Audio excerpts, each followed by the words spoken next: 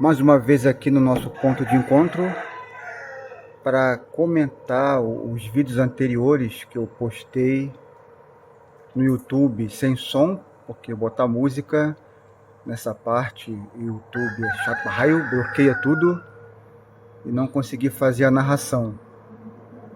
No Instagram e no TikTok foram com a música. Falamos sobre os neurotransmissores, né? Que são as substâncias pelas quais os neurônios se comunicam, ou entre si, dentro do encéfalo, de neurônio para neurônio, para consolidar a memória, etc., ou do cérebro para os órgãos periféricos, para controlar intestino, coração, atividade muscular, etc. Assim, grosseiramente, a atividade neurotransmissora é ativadora para manter a atividade, né? Manter a cognição, manter a pessoa desperta, ativa, ou inibitório. Os extremos, né? A atividade, o perfil ativador para manter a pessoa em atividade e o perfil inibitório para desativar, induzir o sono, por exemplo. O intermediário disso, um exemplo, controlar o movimento. Se você tiver sobreativo, você pode tremer, ou pode tentar mostrar aqui, vai segurar uma agarra aqui e passa. Tá muito ativo. Então você precisa modular. Tá ativo e ao mesmo tempo tá inibindo. Consegue fazer um movimento chamado fino, bem coordenado. Isso se dá através de algumas moléculas. As principais: dopamina, associada ao controle do movimento, a estados de felicidade. A falta, você perde o controle do movimento, pode ficar mais rígido, mais lento, ou ter tremor. Por exemplo, é doenças extrapiramidais, como Parkinson. A serotonina, cuja presença, né, pode estar associada ao bem-estar, e a falta é uma das causas da depressão. A norepinefrina, que é norepinefrina e histamina, que são monoaminas do complexo ativador. Melatonina e GABA fazem parte do complexo mais inibitório. Tudo isso tem que estar em equilíbrio. O excesso ou a falta causam doenças. O glutamato é o principal neurotransmissor excitatório que nos ativa, participa da cognição, etc. Acetilcolina, que também age no sistema muscular. Glutamato em excesso, chamado excitabilidade glutamaérgica, associada à ansiedade, etc. Para reforçar, para quem não assistiu os anteriores, há aquele velho debate, né? Se o professor de educação física tem que ter boa forma, se o nutricionista tem que se alimentar bem, não ser obeso, se o professor de geografia tem que saber geografia, e se o médico tem que praticar saúde. Eu acho que sim, por isso faço os vídeos aqui durante uma atividade física, para dar exemplo, e por enquanto é isso.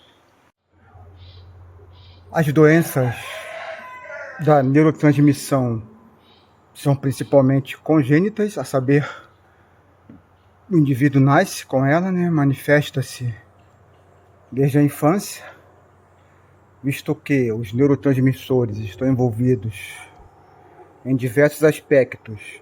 O mais visível ao nascimento é o movimento do neonato, né? Então a criança pode se manifestar com hipotonia, que é travamento, rigidez, como se fosse um neonato imóvel. Pode haver mais tarde, caso afete a neurotransmissão cognitiva, problemas de memória na escola, do intelecto. Podem ser o perfil neurotransmissão. É muito difícil ser avaliado no sangue, pode ser avaliado na urina, e um perfil mais completo, porém mais caro, se dá pela metabolômica. Então, se a pessoa tem a suspeita de ter uma doença da neurotransmissão, a investigação se dá dessa forma. Tratamento seria ou a reposição do neurotransmissor ou do precursor dele, caso seja excesso por algum defeito enzimático, retirar o precursor. Por exemplo, o clássico, desde a época do pré-vestibular, fenilcetonúria. Que tem que tirar o excesso, que é fenilalanina. Então, alimentação sem fenilalanina. Por sinal, muitas doenças da neurotransmissão, um indicativo precoce é fenilalaninемia, que é excesso de fenilalanina no sangue. Isso é feito lá no teste do pezinho, rastreio neonatal.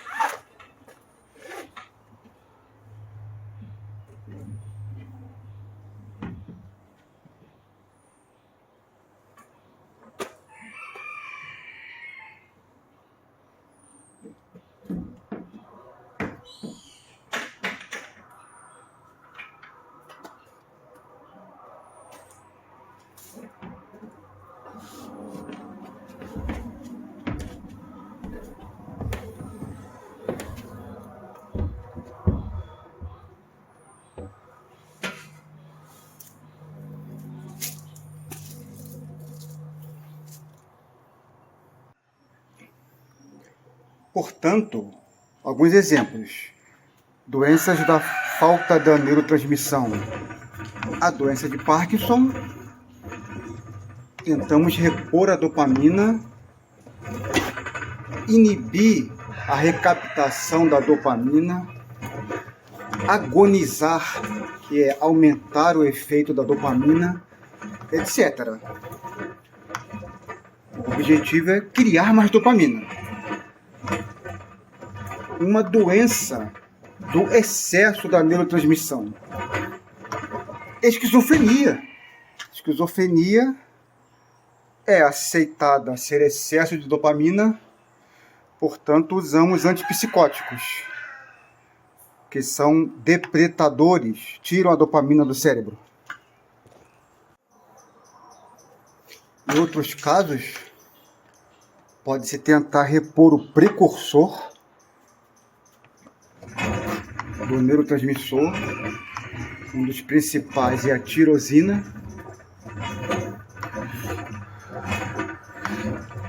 A via de produção dos neurotransmissores converge para uma substância chamada BH4. Então, os artigos citam reposição de BH4, mas aqui no Brasil ainda não achei como fazer isso. Daí que uma breve explicação com este incrível pedaço de papel. Neurotransmissores são produzidos a partir de diversas vias enzimáticas, assim como todos os nossos sistemas bioquímicos necessitam de enzimas. A falta ou excesso de atividade de alguma dessas vai causar ausência ou excesso do substrato correspondente.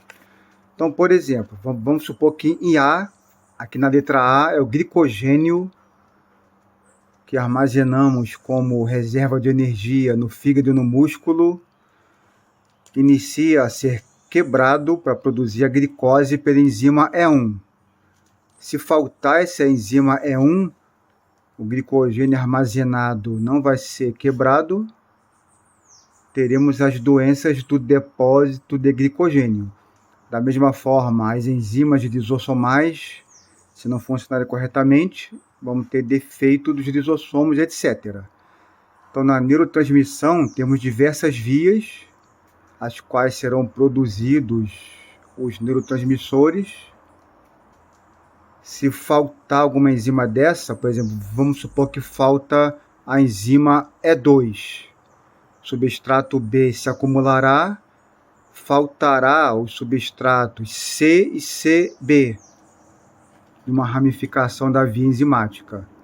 Então, o objetivo vai tentar ser repor essa substância B para tentar dar um boost enzimático ou repor diretamente as substâncias C e CB.